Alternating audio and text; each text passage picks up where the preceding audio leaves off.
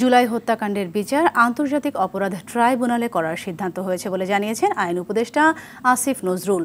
সকালে সচিবালয়ে সাংবাদিকদের সাথে আলাপকালে তিনি বলেন, ছাত্র আন্দোলনে হওয়া ঢাকার মামলাগুলো বৃহস্পতিবার ও সারা দেশের মামলাগুলো 31 আগস্টের মধ্যে প্রত্যাহার করা হবে।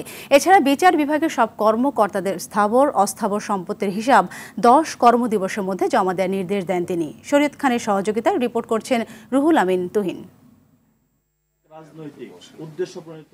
গেল কয়েকদিনে প্রধান বিচারপতি, আপিল বিভাগের বিচারপতি নিয়োগ, অ্যাটর্নি জেনারেল, ডেপুটি অ্যাটর্নি জেনারেলের নিয়োগ সহ বেশ কিছু পরিবর্তন এসেছে বিচারাঙ্গনে। প্রয়োজন আরও সংস্কারের। এসব বিষয় নিয়ে সাংবাদিকদের সাথে সচিবালয়ে কথা বলেন আইন উপদেষ্টা আসিফ নজরুল। পর্যায়ক্রমে সব সংস্কারের উদ্যোগ নেওয়া হবে বলেও জানান তিনি।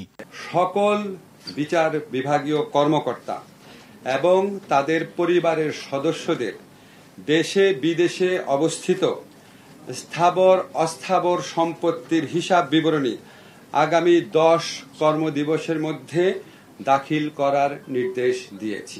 এ সময় উপদেষ্টা বলেন, 1 আগস্ট থেকে 5 আগস্ট সময় সংগঠিত গণহত্যার বিচার আন্তর্জাতিক অপরাধ ট্রাইব্যুনালে করার সিদ্ধান্ত নিয়েছে সরকার।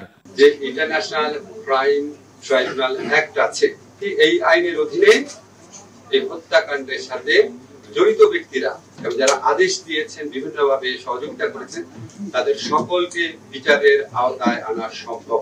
ছাত্র আন্দোলনের সময় হওয়া মিথ্যা মামলাগুলো 31 আগস্টের মধ্যে নিষ্পন্নের উদ্যোগ নেওয়া হয়েছে বলেও জানান তিনি। এই বৃহস্পতিবারের মধ্যে ঢাকা শহরে যে মিথ্যা এবং হয়রানিমূলক মামলা হয়েছিল সেগুলি প্রত্যাহার সম্পন্ন হবে এবং ইনশাআল্লাহ 31 আগস্টের মধ্যে সারা দেশে 5 জুলাই থেকে 5 আগস্ট পর্যন্ত ছাত্র জনতার এই গণ আন্দোলনে